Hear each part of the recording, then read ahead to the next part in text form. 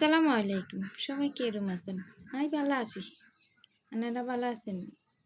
আমি যে রান্না করে রান্ধি দেখামো কি হে ইনসান। আমি যে রান্নু ছিলকা সহ পটল ভাজি, চিংড়ি মাছ দিয়ে তিতা করলা ভাজি, মিষ্টি কুমড়া ভাজি। আপনারা চান আমি কেরম কেনে রান্ধি। এ পাতিলাতে দিয়ে দিছি তেল। এটাতে আমি পটল ভাজি করবো। আর ইয়াতে দিয়ে দিছি তেল আর পেঁয়াজ কাঁচামরিচ। ইয়াতে আমি তিতা করলা ভাজি করব। এরকম চিলকা সহ একবার পটল ভাজি খাইছিলাম, আমাদের কাছে ভালো লাগছে।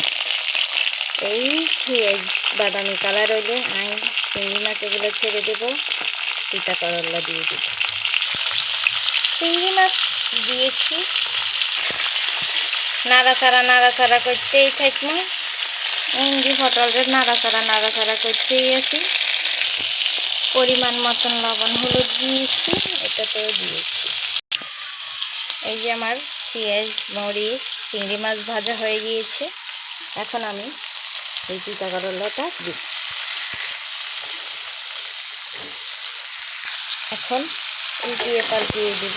আমি এখানে কোনো পানি অ্যাড করবো না, জাস্ট তেলের উপরে এগুলো ভাজবো লো হিটে। পটল ভাজতেই থাকতে হবে। ভাজতে এটা একটা বটে যাবে, মানে পুরোটা একটা এইভাবে এই শেপে চলে আসবে যখন, তখন আমি এটাতে অ্যাড করব কি এই যে শেপে আসলে অ্যাড করব মরিচ আর পেঁয়াজ।